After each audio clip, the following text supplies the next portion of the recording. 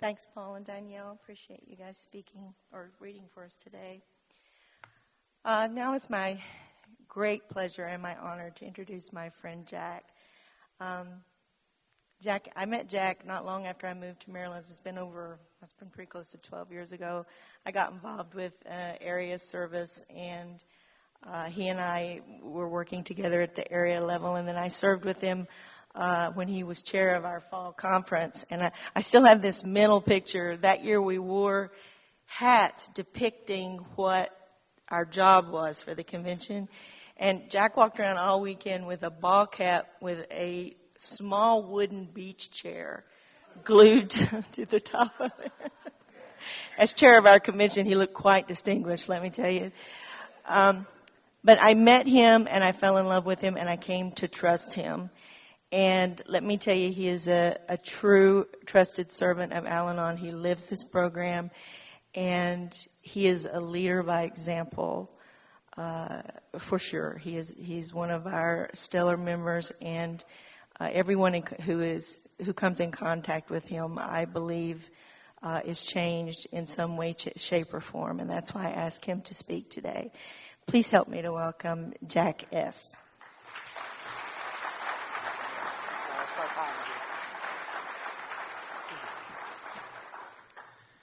Hi, everybody. I'm Jack, a very, very grateful member of Al-Anon family groups, and first of all, I'd like to thank Connie and everybody else on the committee for having me here this weekend. I've heard about this convention for a long time, but I had never been able to make it out here. And actually, our fall Al-Anon convention is going to be here at this same place in November.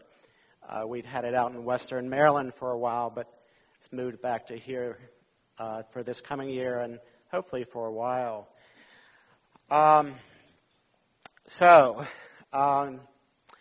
What we do in Al-Anon is tell what it was like and how we got here and what it's been like since, just like I heard in many AA meetings that I've been to, open AA meetings.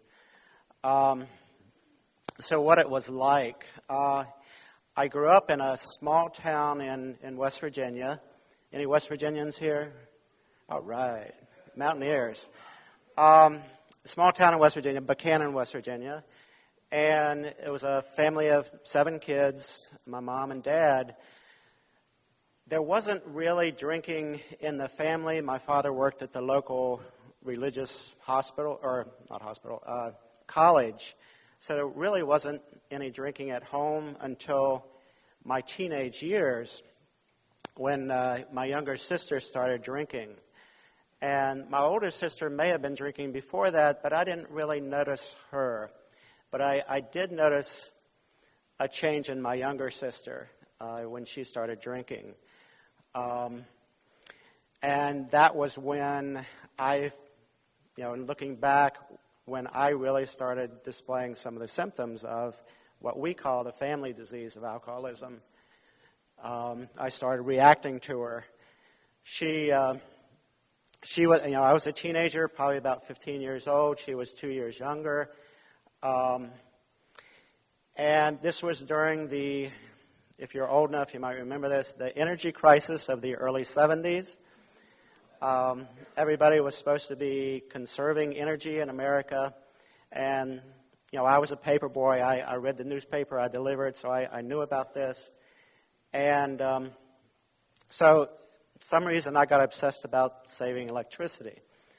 And I was and she wasn't, to sum up what happened. But see, by saving electricity, when I went out of my room, my bedroom, at that time I had my own bedroom, I would turn out my light and go out and turn it on when I came back in. And my younger sister wasn't doing that. So after a while of me fuming inside about this, that she wasn't conserving electricity, when she would go out of her room, I would come out of my room, shut off her light, and go back in my room, and trying to convince her to do this for some reason. That didn't work. She wasn't getting the message. So I started keeping track of how much time she was leaving her light on. Because I was convinced this was, a lot of money, and I, after a while of doing that, I had some good data. So I got one of my father's, one of the electric bills that came to our home, and figured out what a kilowatt hour was, which wasn't easy, but and then figure out how many kilowatt hours she was using and how much money that was, and I was really pissed off that it was only like pennies. Electricity really didn't cost all that much back then, but that wasn't the principle of the thing. She was supposed to be saving electricity, and she wasn't. So I grew to hate my sister as a teenager, and she had started drinking. I didn't notice at the time that she was, but she had, and I reacted to her when she would come in the room where I was in the kitchen or something, and I still remember a memory of that happening, where she would walk in the kitchen and I was in there with my mother or father or whatever. I would walk out. If she said anything to me, I would just ignore her. I really treated her horribly for the rest of my teenage years, and there was one time when my father asked me, what was this problem I was having with my younger sister and Sally, and I didn't know. I could not explain why I was doing this, but I was reacting to her and her behavior, and she was doing the typical things that teenagers do with drinking, which we heard this morning. By the way, that was a very good story this morning, Abby. So I moved away, went off to college. In college, I really didn't have many friends at all. I was not good at making friends. I was very shy, self-conscious. I didn't know how to make a friend. What do you do to make a friend? And what do you talk about at first? And I didn't know how to do that. I remember being envious in high school of like our class officers. Like when we would have an assembly and the class officers, my fellow students would get up front and talk to all of us, and I would sit back there thinking, my gosh, how did they do that? I would never be able to do that. And so I went off to college, and then after college, I went off to live in Massachusetts. And that was where I first met my wife, the woman that would become my wife. But before that, Massachusetts drivers have this kind of reputation for being bad drivers. I hope nobody from Massachusetts is here. But anyway, that was what I heard. And so I didn't have my sister to obsess about anymore, so I obsessed about other drivers. And, and I became very self-righteous about my driving. And, if the speed limit said 25 miles an hour, that's what I drove. Massachusetts drivers did not like that. They would pass me on double yellow lines, which was illegal. Very self-righteous. And so after a while, I started keeping track. You see a pattern here developing. Started keeping track, getting data. I wrote down license numbers, date, time, where I was. And after a while, I had some, just like before, I had some pretty good data. So what was I going to do with this? I wanted them to stop. I wanted them to obey the speed limits just like I was and be perfect just like I thought I was. And so what did I do? I wrote a letter to the local police department detailing all of these things that I was seeing that obviously they were not taking care of. But I typed it up because I didn't want anybody to be able to recognize my handwriting You know those old detective movies where they can tell, well, anyway, what typewriter you typed it on and who bought that typewriter. So I did it at work. And,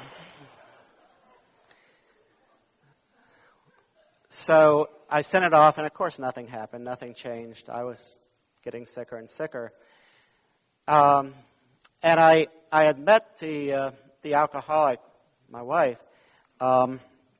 By that point, after grad school, I learned to play a little bit of volleyball in Colorado, in Denver, Colorado. And then I moved to Massachusetts and started playing there. And I went to this place that I knew they had like open play volleyball. Anybody could come and play. And so I went there, and the first time I walked in, I saw this woman playing, and she looked like she was having a lot of fun, and she knew everybody there, it looked like, and she really knew how to play well, and actually she did really know how to play well.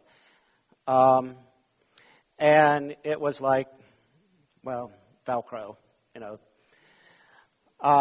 That was the woman I would later marry. And the reason she was going to that place to play volleyball was after they played volleyball, they went out to drink. Who knew? You know, I didn't know that. We didn't do that in Colorado, but so I went out with them afterwards to drink, and at that point I had never had anything to drink, and so we're at this bar, sitting at this bar, having something to drink. I was having soda or something, and we got to talking, and at the end of it, I gave her my phone numbers, my home phone number, my work phone number, and my car phone number. Now, I didn't have a car phone, but I'd made up a phone number for that. I don't know why. I don't think she called that number. That was good. But we hooked up and started dating, and she was drinking, and as her drinking got worse, of course, my family's disease of alcoholism got worse. Year and a half after that, we got married, and it continued to get worse. When I first met her, she was living in a interesting home that had, I think there might have been one person that didn't do drugs and alcohol, but and I moved in there, and of course I got to be the designated driver because I didn't drink, but everyone else did and did other sort of things. So as it happened, and her disease got worse, she met this man at where she worked. Her company was doing a project with another very big company, and the other company's representative was supposed to work with her. And the more they worked together, the more she got involved with him. And I remember early on her saying to me that she thought that she was getting more involved with him than she should.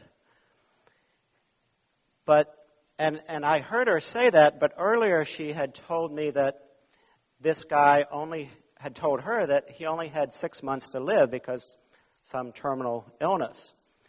So when she told me that maybe she was getting more involved than she should be, I thought, well, it'll be over in 6 months.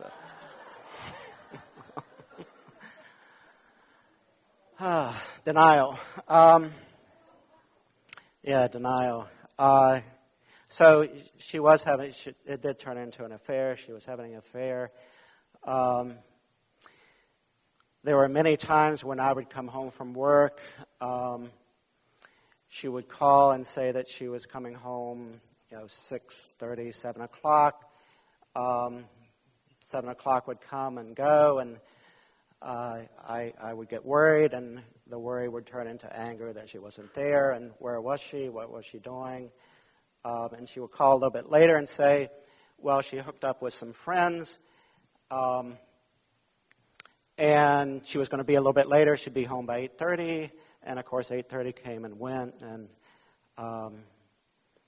she wasn't home. And by that time, I was just really, really angry. And scared, too. I couldn't, of course, I was projecting all these things that she was doing or that she shouldn't be doing. One night, I took all the bottles of alcohol that we had in our home, and I poured them out in the sink. I remember holding my nose at the time because I never liked the smell of alcohol. And then taking them out and throwing them as hard as I could into the dumpster. We were living in an apartment place. But that didn't help. I just felt guilty after that.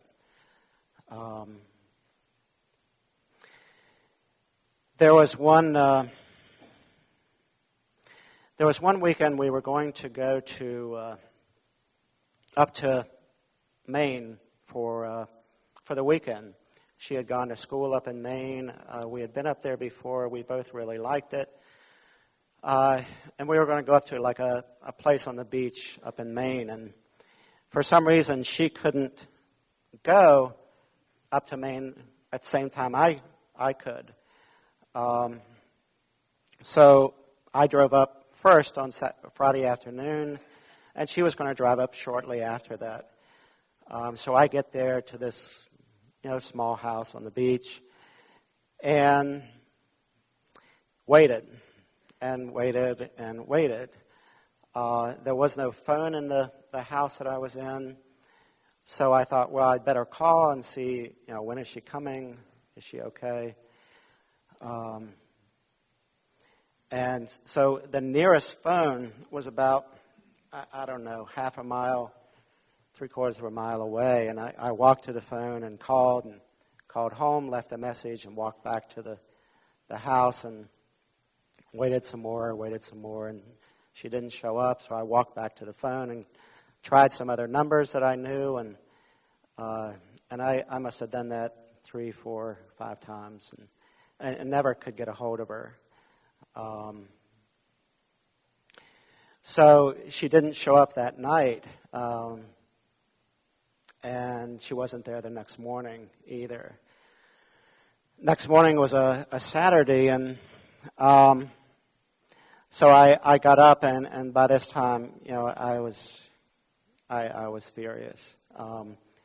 I figured she was out with the other man, not with me up in Maine.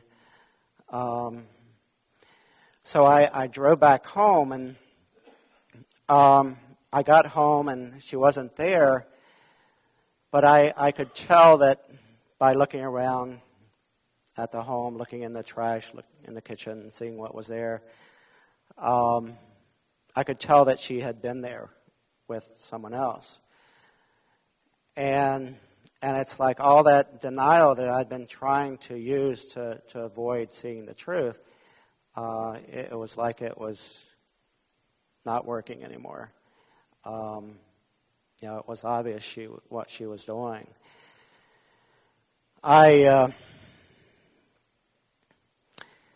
Let's see, I looked around the home, and I had found some things that I knew, or I thought that he had given her, that she had in our home.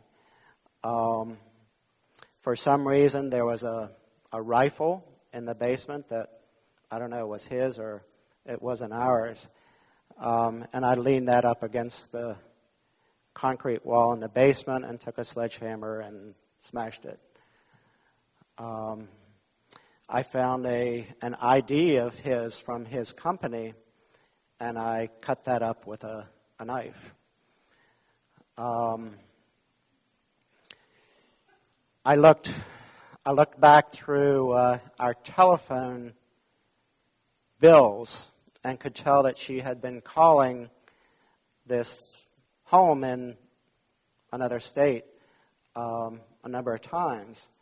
So I figured, well, that must be his number. So I called it, and his wife was there. And I told her what was happening. So my self-righteousness had turned into revenge. I was getting back at her for what she was doing to me. That late that afternoon turned into evening. She still didn't show up. No phone calls, nothing. Finally, I hid my car in the woods so that she wouldn't see it when she came home.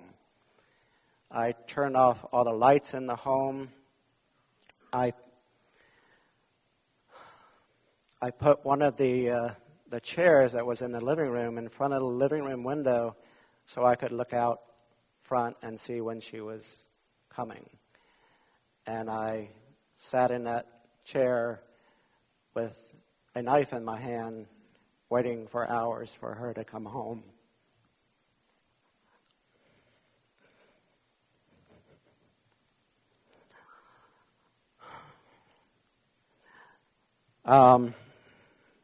She didn't come home that night. By the way, she's sitting right down here in case you want to know.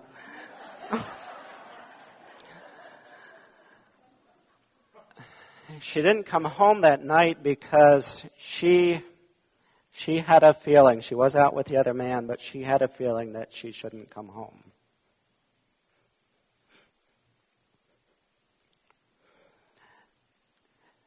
You know, I strongly believe that we in Al-Anon can hit bottoms just as bad as people in AA. And that was my bottom. I was not, in some respects, that was not me that night. It was, but it was not. It was not the Jack that had grown up, being against the Vietnam War because people were being killed and being against capital punishment, and yet there I was ready to kill these two people if they came home that night. But by the grace of God, they didn't. The next day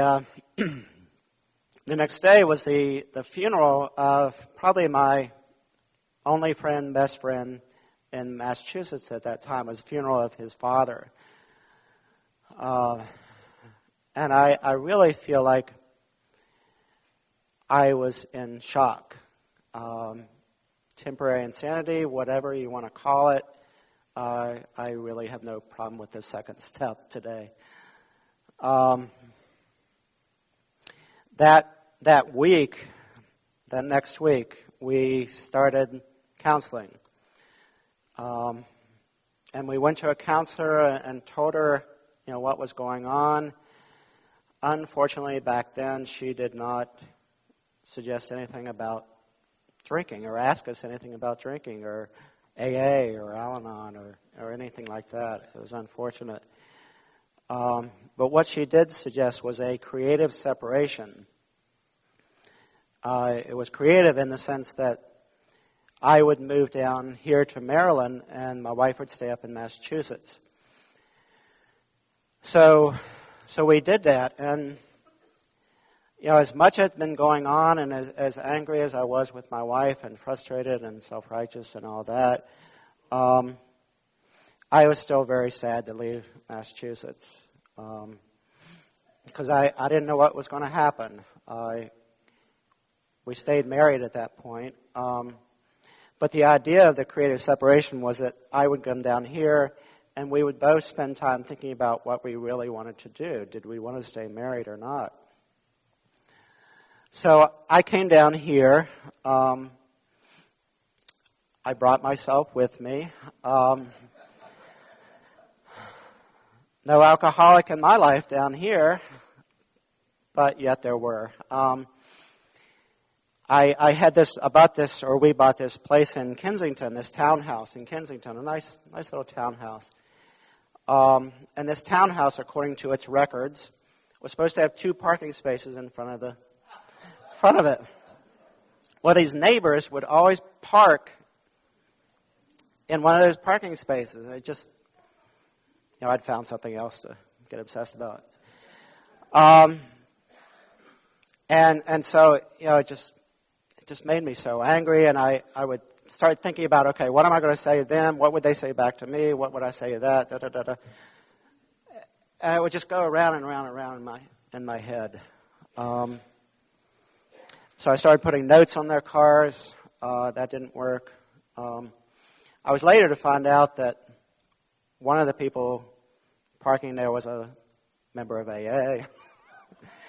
Another neighbor next door that was parking there was their grandfather, I believe, was a longtime member of AA.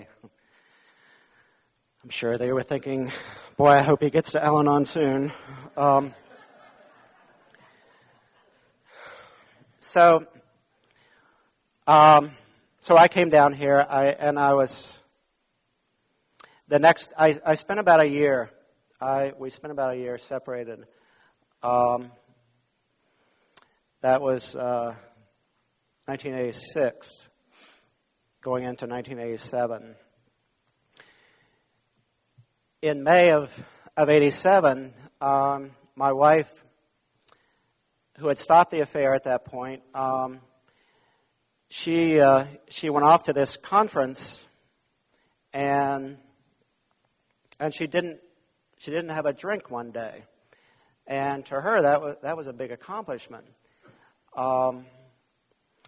So she was living, she was still up in Massachusetts. That younger sister of mine, Sally, that I talked about previously, was living in New Hampshire. So my wife called up that sister and said, I didn't have a drink today. And they had become good drinking buddies, the two of them, even though I still didn't like her.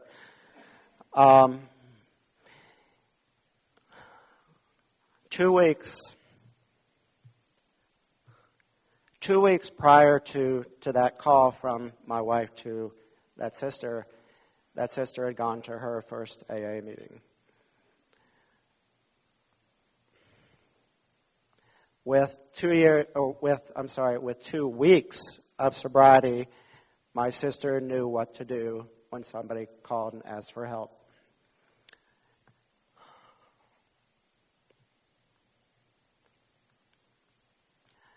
My sister said, would you like to come up to a meeting? And she did. The two of them went to a meeting in Portsmouth, New Hampshire, and that was May 15th, 1987. And neither one of them has had a drink since. So I was living down here. She was up there. We would go back and forth visiting each other once or twice a month or more, sometimes less. So after she went to that meeting, she started going to meetings up there. When she would come down to here, we would go to meetings together, open meetings. The first one we went to down here was a closed meeting, and I had no idea what was going on. When they go around in the room, everybody introduces themselves. Hi, I'm so-and-so. I'm an alcoholic. Well, I wasn't. I was a visitor. And, they said, sure, keep coming back. So that summer, we would go to meetings. In particular, the Sunday morning breakfast meeting in Sligo Creek in Silver Spring. It was a very, very, very good speaker meeting. I love AA meetings. And so I was going to that, and I heard these stories, incredible stories from these AA members that describe, their story, their bottom, where they had lost everything in their life, and they were living behind this rest area on Interstate 95 near Laurel. I remember that one. And yet there they were up front. They were dressed up nicely, and they were getting their life back together. And I remember thinking, well, if that can happen to them, maybe it could happen to my wife too. Maybe she can get this thing called recovery. and recover from the illness. And in a way, that was getting the second step for her.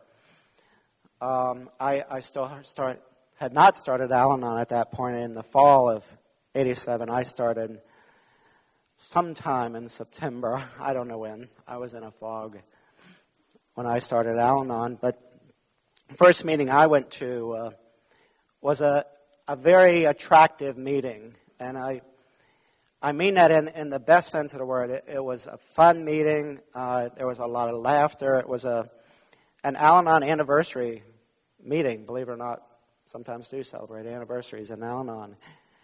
And every week they would have two people celebrate. Or no, one person celebrate, two people tell their story. And so I walked into this room, and it was smoke-filled, and I didn't like that. But I sat down beside the man that would become my sponsor. He was there, and he was very active. Active in Al-Anon service, active in Al-Anon. Went to a lot of meetings. He was just what I needed. I started attending meetings. It took me a while to realize that if I went to more than one meeting a week, that I would feel better more often during the week.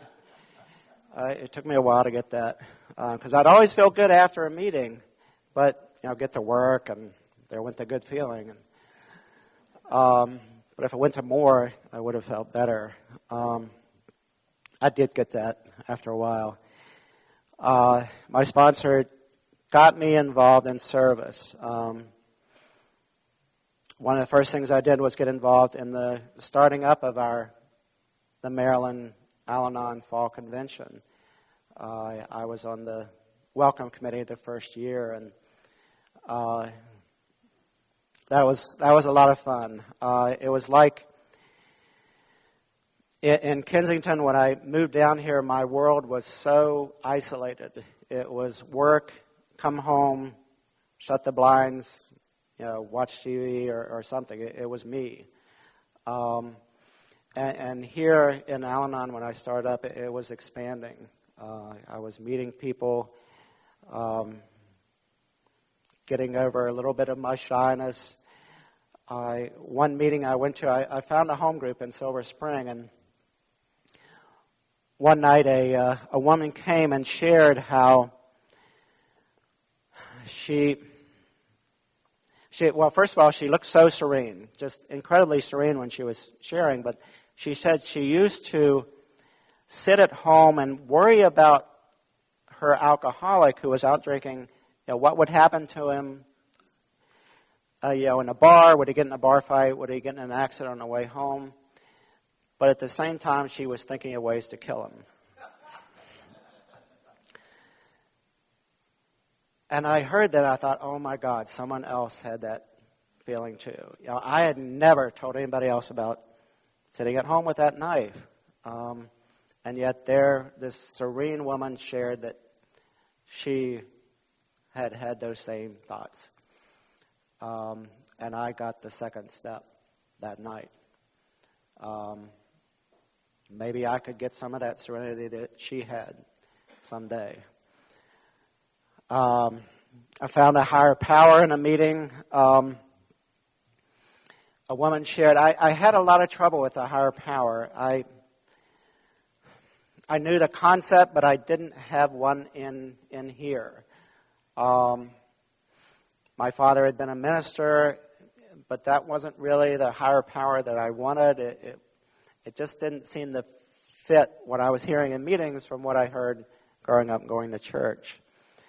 But that night, this woman shared that her higher power only gave her good things. She went on to say that she didn't always think they were good things when she was getting them, but in retrospect, looking back, she did see that they were good things. And I thought, yeah, that's the higher power I want. And I have one because someone shared what theirs was like. And that's how I've gotten everything in Al-Anon. I have heard every part of my story in an Al-Anon meeting when you put together everything I've heard in the meetings. Bits and pieces from everybody. So my sponsor got me involved in service, that convention. The next year, that sponsor was going to be chair of that convention. I volunteered to be the co-chair, follow along in his footsteps, do what he was doing, that kind of thing. He was also the district rep in Silver Spring area, the meetings there, and I was the alternate district rep, following along. And then for his own personal reasons, he had to resign from both of those positions. So that next year, which was my 4th year in recovery, I became the DR and the chair of that fall convention. And that was a pretty stressful year. I had a lot to learn about the traditions, just the running of a convention, what it was like, what you had to do. And I had some help from the previous chair and made it through that. I continued to do my best to work the steps, my 4th and 5th step, with that sponsor. We took 2 long evenings to do my 5th step and talk about all those things that I'd discovered in my 4th step. And of course, the asset side of the 4th step was so much smaller than the defect side, but not really. And as sponsors say,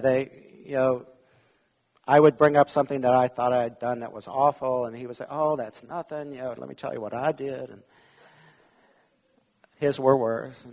And, so I went on in service. I stood for, after being DR, I stood for delegate in the Maryland and D.C. area. I did not get that position, but I was alternate delegate for 2 terms then. Alternate delegate doesn't do a whole lot. It's like if the delegate dies or moves away, then you get to do something, but otherwise don't do much. I became an Alateen sponsor. One of the things I had discovered up to that point in the program was that I have a gift of working with children. I can talk to children, and children talk to me, and so I became an Alateen sponsor, and that was quite a gift. Seeing these kids come in that are so scared to be at their first Alateen meeting, and they look around and see these other kids, and sometimes they're older kids, and the kid just sits there the first week or first couple of weeks, their hands like this. They don't share anything. But after a while, you see them start to loosen up some and then say their name and start sharing. And Alateen's always been a very important part of Al-Anon to me.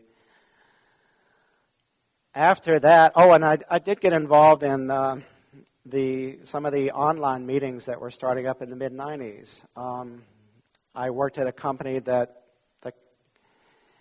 was doing internet-type things, and I don't know how I landed upon that online, but I did. And at the 1998 International Al-Anon Convention in Salt Lake City, we put together a room showing people what online Al-Anon was like, and that's really come a long way since then. There's a number of different types of meetings that Al-Anon has that are online. And I'm glad to see that, where you can have people from all over the world being in the same online meeting and really getting so many different perspectives about the program. In the late 90s, there was another good friend of mine that had been delegate in this area that suggested I put in my name for trustee of Al-Anon. Trustees are mentioned in the concepts the Board of Trustees of Al-Anon. There's 19 members. They're Al-Anon members just like anybody else, first and foremost. And they take care of a lot of the business details of Al-Anon and some other things too. And, I thought, trustee, me? No way. But she said, try it and see. So she helped me fill out the resume, and I sent it in, and I was not selected. That was for regional trustee. I was not selected that year, but she suggested I put in my name for trustee at large. There's 2 different types of trustees. And I was selected. And I wanted to find out as much information about what a trustee did, so I sent off to the World Service Office for information, which they provided, thankfully. But still, there's a lot to learn about what it means to be a trustee. I had not been delegate at this point, and I get to my first meeting, and I look around at the other trustees, and they have a gazillion years in the program, and I had like 10 years or something. And they were older than me, and they had all this wisdom and stuff. And and I'm saying to myself in my mind, what am I doing here? And somebody else later clarified that I had been selected to be there. That's why I was there. My first thought always is, why am I here? I'm not good enough. All these other people are better. That was something that goes way back to my childhood. But I really did enjoy I was on for 2 terms, the Board of Trustees, really did enjoy that service, doing service for Worldwide Al-Anon. And I discovered even more of my skills or assets in doing that. I was treasurer one year of Al-Anon. I was on the executive committee that year. And going down to Virginia Beach quite a bit. And in that process, I've made some lifelong friends, and that's really important. So after trustee, I really wasn't sure what I wanted to do in service, but I had been laid off 3 times from the job that I had for a long time. Or the type of work that I'd been doing for a long time, that I'd gone to school for. And I really didn't know where I wanted to go next. I lost all my motivation for that other type of work, which involves sitting in front of a computer all day long. So I did a lot of inventories. A really good friend of mine in AA said, he suggested that I sit down and write what I really, really love doing. And I did that. He said for him it was much easier for him to write down what he didn't like doing. And I could identify with that. I struggled with that some, but I did. And now some of those things, in looking over that list that I made, some of those things I could do for a job maybe, and some things not. There's tubing down a river. I love to tube down a river, and I can't make much money doing that, but it's a lot of fun. But one of the things that I had written down was working with children, and that, and I wasn't sure if it was working with them directly or working for an organization that helped children, indirectly. And that took a while to figure out, inventories and different things that I did.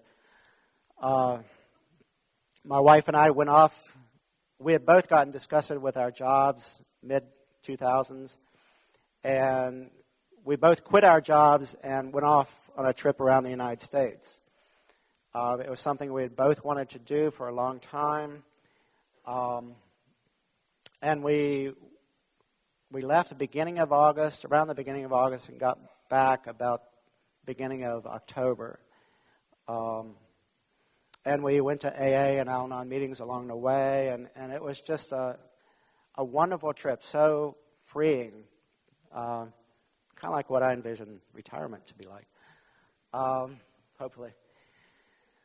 So we did that, and I got to think a lot about what it was I wanted to do next. What career did I want to do next in my life?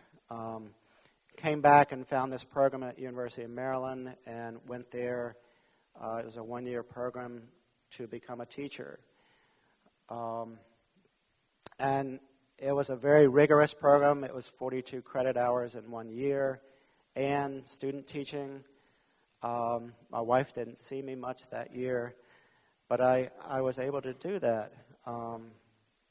And I had the confidence at that point to do it because of what I'd gotten in service. I had gone from being that shy boy that couldn't talk to anybody to being able to stand up in front of kids in a classroom and teach. And that's what I do today. I had heard a long time ago, and it was maybe my wife that told me this, but there's somewhere in AA literature that says that one of the goals of Alcoholics Anonymous for its members is that its members become active members of their community or something to that effect. And I had always taken that as one of my goals too, and here I was. I had become an active member of my community and helping my community by teaching children.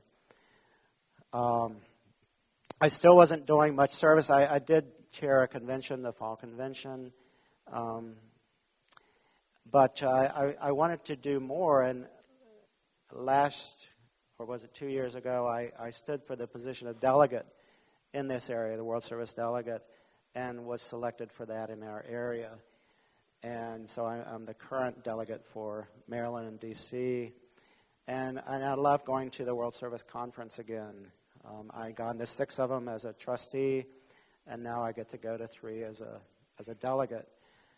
I've since learned that only myself and one other person have ever been trustee before and then delegate afterwards. I didn't know that. It's just the way it worked out for me. But I really do love what goes on at a business meeting of Al-Anon, which the World Service Conference is, same as the General Service Conference of AA. I really love how that works. And one of the things that we focused a lot on in this past conference was in discussing various issues like the finances of Al-Anon, anonymity. But what we looked at was what is the spiritual principle behind that, the money or the anonymity or public outreach, or whatever we were talking about. What are those spiritual principles behind it? And really, why are we doing those things? And so that's really opened up another avenue for me to investigate and look at more closely in my own life. What's the spiritual principle behind what I do for a living, or where we spend our money? We've had a lot of, speaking of money, we've had a lot of problems with money and with my wife and I. She hasn't been able to work because of an illness for a number of years. And when I switched from my previous job to teaching, I lost about half of my salary. And things got, really, really tough with how much money we had. We had to sell our home February of last year because we just couldn't afford to make the mortgage payments. But the people that bought it are letting us rent it back for now till next summer.